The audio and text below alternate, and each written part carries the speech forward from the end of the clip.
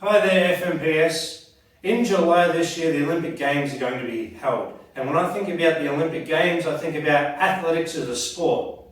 If you're not sure what athletics is, it's a series of different events that people compete against each other in, and these events are made up of running events, jumping events and throwing events.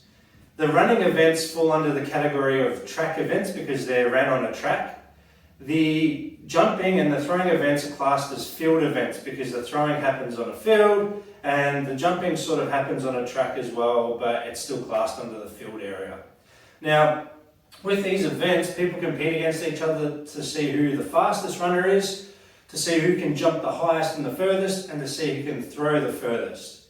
Now, each of these types of events have very different techniques, and we're going to start looking at all of these techniques in the events because next term, our grade 3 to 6 athletics day is going to be held, where we'll find out who is going to represent Footscray North Primary School against other schools in the area in these athletic events. So for today, the first thing that we need to do is, I'm hoping you've already done your warm-up, which was the clock exercises. Now we're going to do some dynamic stretching. And the reason why stretching is so important, particularly in athletics, is because we find ourselves in very compromised positions sometimes where our muscles might be stretched in ways that they haven't been stretched before.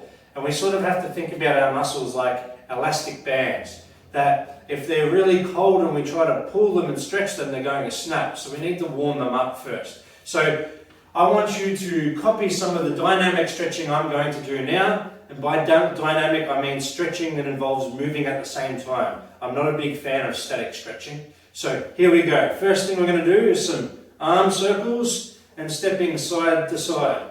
And as we do this, we're actually stretching, without knowing, the muscles in our chest, the muscles in the backs of our shoulders as well.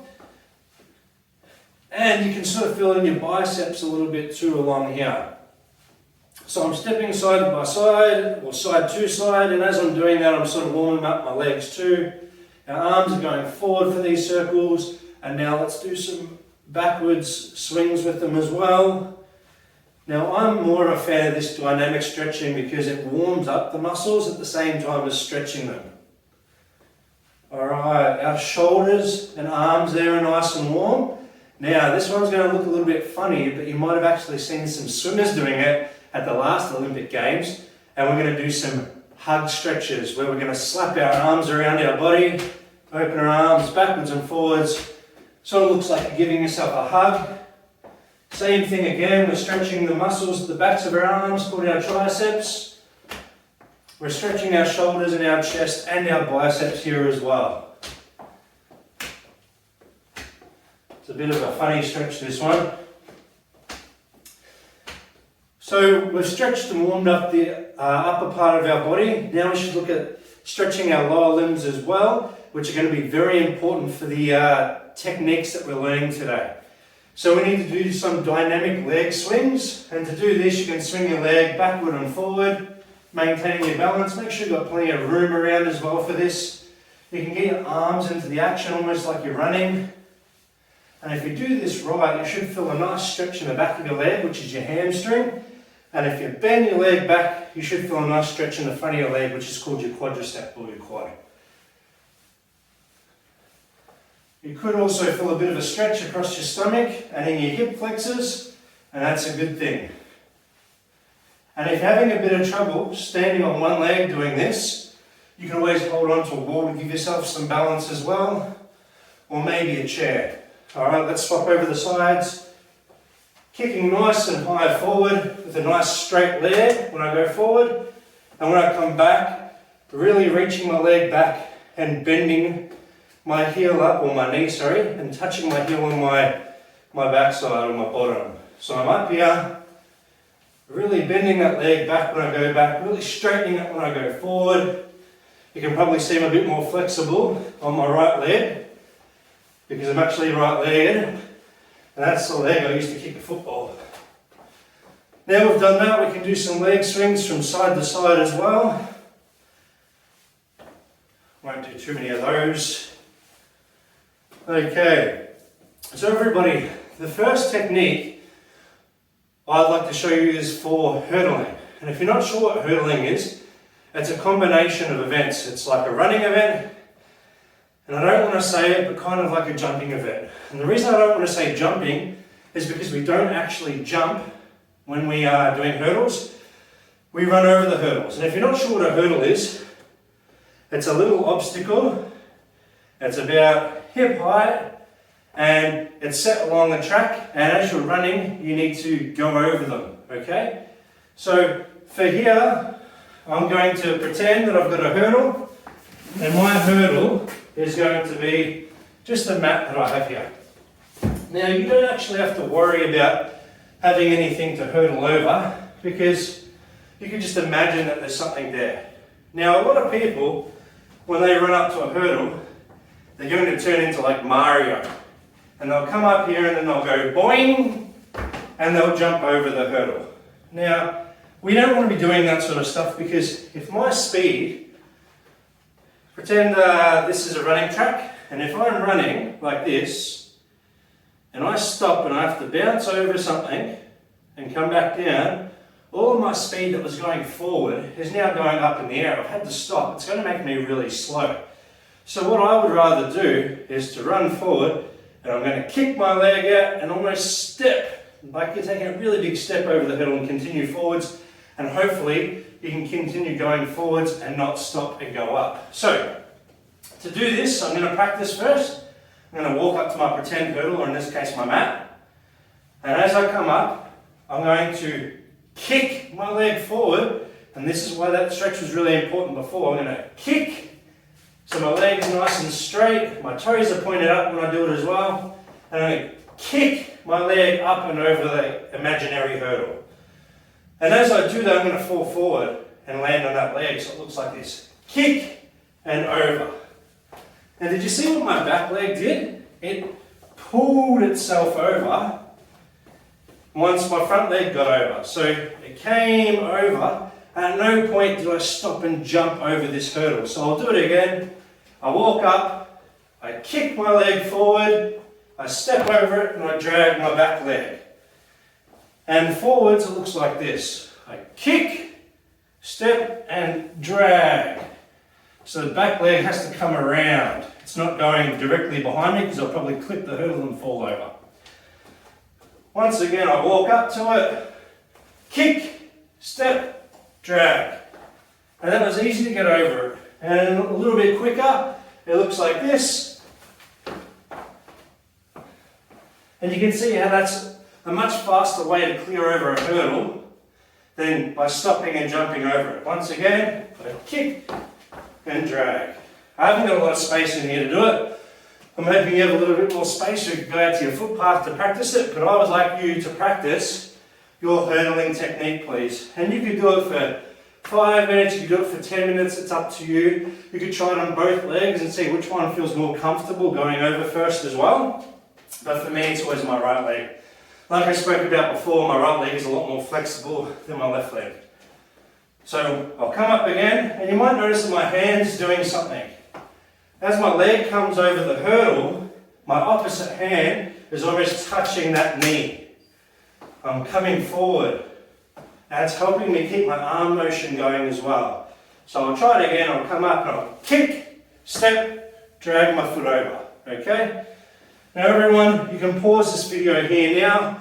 You can go practice with an imaginary hurdle. You could create a safe object for you to hurdle over as well. Or you could even lie maybe some shoes on the ground with a little bit of space between them and pretend that you're hurdling over that. But anyway, pause this video, go and have a little bit of a practice of that on both legs for a while, and then come back for the next event technique that I'm going to show you, which will be for high jump. Okay? Pause the video now and go over practice, please.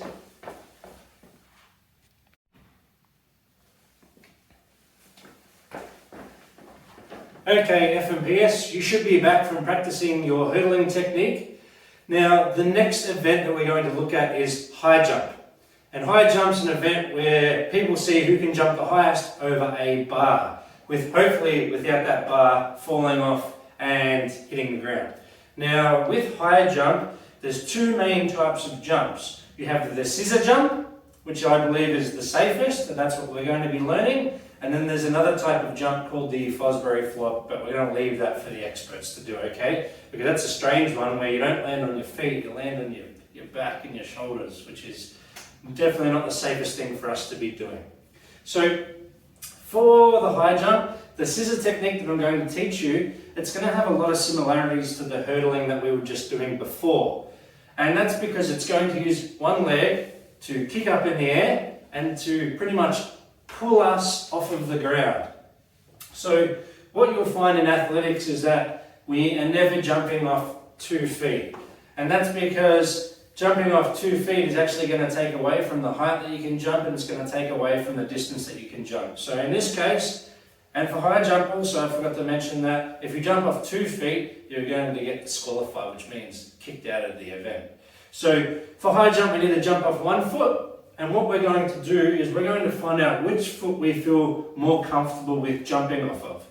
For me, this is going to seem strange, but being a right-legged person, I feel a lot more comfortable jumping off of my left leg, and that is because my right leg is going to kick up in the air and pull me up. Whereas if I was to try and jump off my right leg, I don't have the same sort of power in my left leg to pull me off the ground.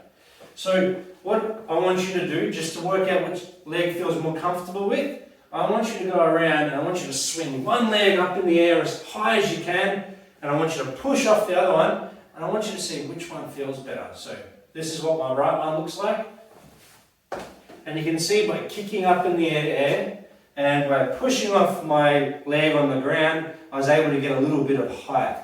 So I'll do that one again, my right leg, and that feels pretty good for me. And I'll jump off my right leg this time and kick with my left leg, and we'll see the difference. I just don't seem to have that same sort of force. So for me, it feels much better when I swing my right leg and jump off my left leg, but for you it might feel better the other way around. So I want you to go and practice 10 on each leg now and see which one feels best for you. Okay everyone? Push pause and do that now. I should have said that before. Okay, hopefully you're back now and you've decided which leg feels best for you to jump off. For me, remember, it's jumping off my left leg and swinging my right leg. And what we're going to do now is learn the scissor technique. And the scissor technique is pretty much, as the name suggests, we're going to create a scissor type motion with our legs. And what we're going to do is we're going to pretend that there's something really high in front of us and we would like to get over it. So I want to get my legs as high as I can in the air so I can clear that imaginary object. And the best way for me to do that is to kick one leg up high and to bring the other leg up as well to that same height. And you might say, oh, why don't I just jump normally with 2 feet? But when I jump normally with 2 feet, even if I tuck them up, they only get so high off the ground. But if I can swing my legs up, I can get them higher than what my hips are. So this technique looks like this. I'm going to take a step and land on my jumping leg. I'm going to swing my other leg up in the air, and that's going to pull me up as high as possible. And then I'm going to pull my other leg up to meet it, and hopefully return my feet back down nice and safe. Okay, let's see if I can do it, everyone. Ooh, that wasn't too bad. I'll have another try. I wonder if it looked like I was getting very high off the ground then. Definitely didn't feel like it, but I'm sure I was. I'll try again. I'm going to step, swing, kick my other leg, and land safely. Let's have a go. Alright. Looks like this from the other way. I would like you to now press pause on this video and have a good practice of that for a good 5 minutes, okay? And let me know how you feel after that in the Google Doc that I'm going to give you for our questionnaire after this video. There's going to be questions in relation to hurdling, questions in relation to the high jump technique, but for today, I just want you to have a good practice of both